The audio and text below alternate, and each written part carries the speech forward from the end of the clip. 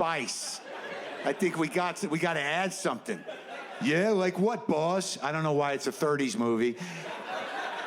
I don't know, maybe another spice? Yeah, like what, maybe pepper? Yeah, keep talking. Maybe we say it activates it? Holy shit, that's a fucking $1 million idea right there. Let's load up these gel caps. Maybe Rogan will move them on his podcast.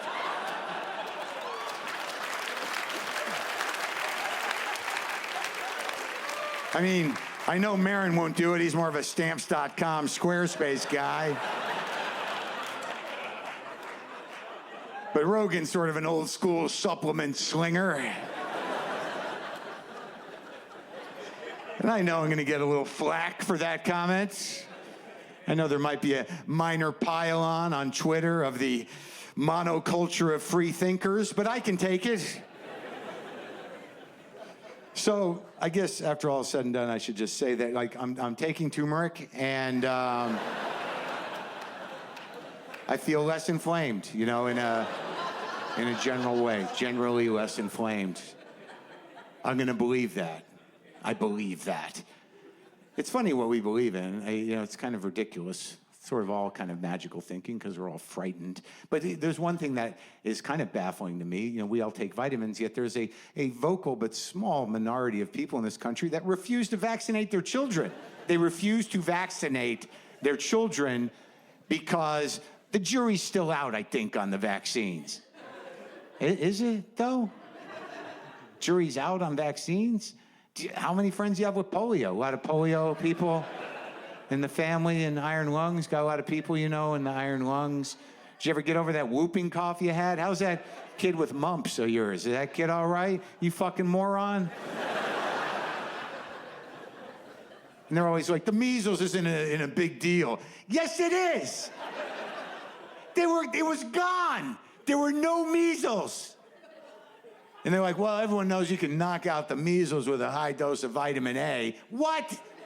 No.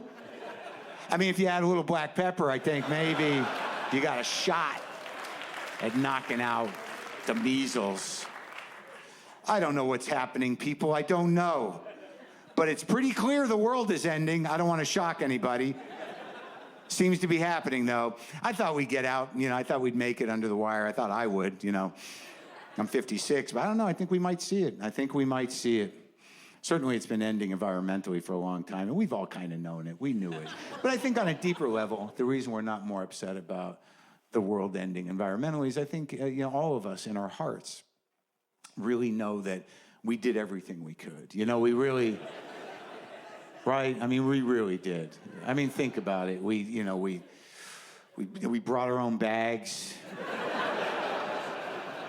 to the supermarket. Yeah, that's about it. Like we brought the bags right when they told us. We brought them, and it just wasn't enough, it turns out. Just not enough to, you know, get us over the top with this. But I don't know, maybe this straw thing, the no straw thing, will you know, maybe that'll do it. Maybe that'll keep the polar bears from drowning. Sometimes the answer is right between your mouth and your soda, you know, and you just take that out of the equation and the human species survives. You know what I mean? It's going to be a tough transition for a lot of people, you know, to like, you know, oh, fuck, I guess we got to drink like grown-ups now. It's bullshit, man. No straws. Fuck this. Goddamn liberals fuck everything up. And that is the tone and depth of many of their arguments. Look, I have to be honest with you. Trump is probably the most horrible human that ever lived in any capacity doing anything. And not a political statement. That is observational, completely observational. No matter what he would do, if he was doing another job, he would be the same asshole. Like if he was working on a car lot and you went onto that lot to buy a new car and he came walking towards you, innately you'd be like, nah, not that guy. I don't feel comfortable with that guy. There's something off, not right. It's not right. And I don't know, man. You know, it's like a lot of people still ask that question, like, how did this happen? Why? How did he get elected? Now, I don't want to be condescending. I think most of you are like-minded people. I don't think there's a lot of Trump supporters in here. If there are, it's not your night. But I think there is a question among people that aren't Trump people that's sort of like, how did this happen? Well, I had to ask myself that. Now, and I'll ask you. So during the Obama years, were you pretty politically active? Yeah, exactly. So like, if you ask most people, what did you do during the Obama years? It'd be something like, well, I worked on me. I did a lot of work on myself. You know, I was very mindful. There was a lot of hope then. Did a lot of yoga, got my core tight. And I think that was good. I think that's good.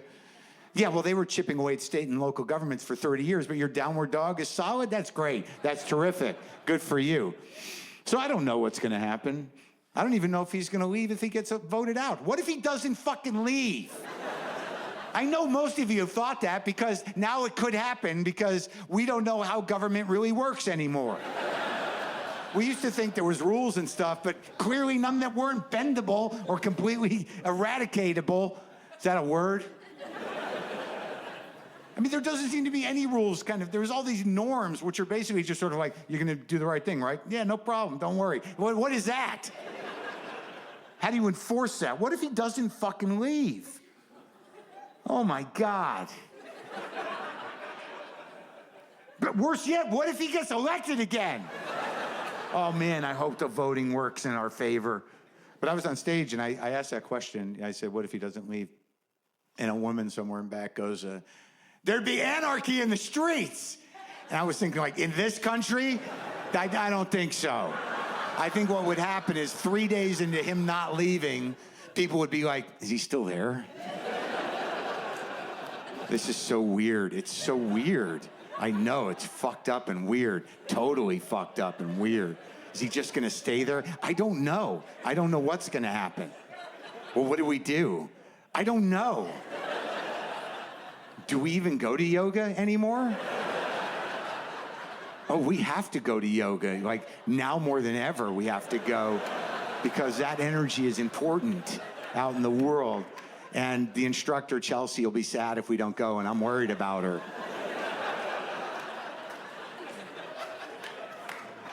Oh, thank you.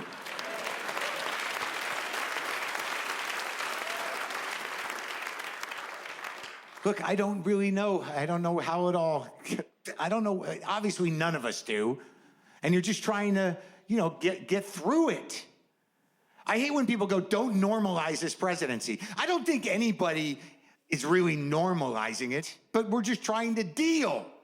I mean, what's the alternative? To walk around going, oh my God, what the fuck is happening? Every day I'm terrified. This is fucking crazy. I mean, you can't do that. Many people have jobs. They have things to do. They have to function in the world. You don't want to be the crying guy at work. What's the matter with him? It's a Trump thing. It hasn't stopped for almost 2 years now. I don't know.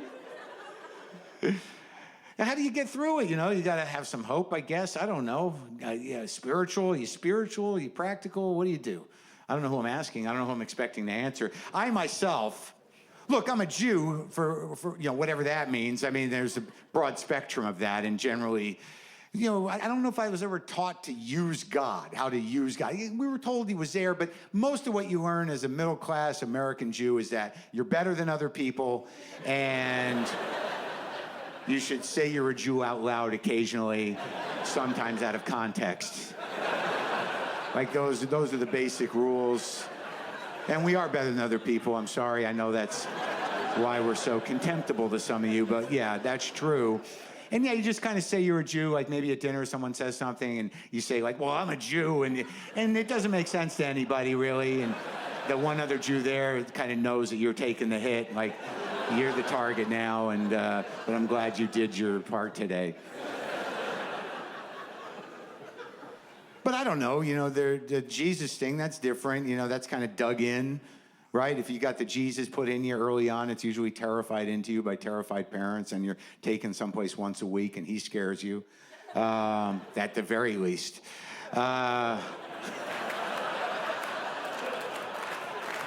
That's the best thing that can happen is just the basic fear, the God fear is good. Leave it at that. And that kind of sticks in there. It sticks in a little deeper. You know, so I'm not judging, you know, your faith. Do whatever you got to do to get by, right? Jesus, Buddha, Allah, Yahweh. The Marvel universe, I think, works for some people. It's a very popular belief system. They claim that it isn't, but I think it kind of is, because I've poked at the Marvel universe fans, and they react like religious fanatics. And it's dug in there pretty deep. They will claim, the grown male nerd children will claim that it's just entertainment, and why do I got to be some sort of buzzkill? Why am I bullying them? Well, quite frankly, I think at this point, nerd culture, I'm punching up, all right? They're no longer, you know, the huddled weirdos. They now sort of run the cultural apparatus. And I'm not saying, yeah, I am saying it's a shitty thing, but what I'm saying is that I think it's a belief system, and I don't think they're willing to admit that. There's a couple of bubbles, you know? You've got the Fox News bubble, which is evil and malignant. You've got the broader Christianity bubble, which can go either way. And then you've got, you know, the Marvel Universe bubble, which is culturally malignant, but not as evil as Fox, but it's troubling. It's troubling for a couple of reasons. One of them culturally is being like, if you're a grown-up who doesn't feel like they need or want to see those movies, you kind of feel bullied into going, and you have to literally resist. Like, I'm not going to go, because you know people, they're like, maybe it'll be fun. Don't go, don't do it. Don't give in, you're a grown-up, and you don't know what it'll do to your brain. Brains are very soft. They're a lot softer than we assume. There's a lot of people that are, you know, allowing themselves to become stupid, and they don't even know it, and it's sad when you're their friend. So, but like, you know, for grown-up movies, the studios put so much money into those Marvel movies, and it kind of pushes the grown-up movies into your home, which is fine, but you know, sometimes you want to see a movie like a movie with an audience, not just with your cat, in my case. So, you know, sometimes because of Marvel movies, you have to drive 25, 30 miles to a smaller theater to see a good adult independent film with other human beings, like-minded people, where you all get to leave at the end, confused by the ending. And you can overhear other people saying things like, did he die at the end or he didn't? Why is that not clear? Well, I think the director wants us to be having this conversation. Well, I don't like it. Why can't we know whether he died or not? It seems important to the movie. Well, see, it clearly had an effect on you. Is this the effect you want, though?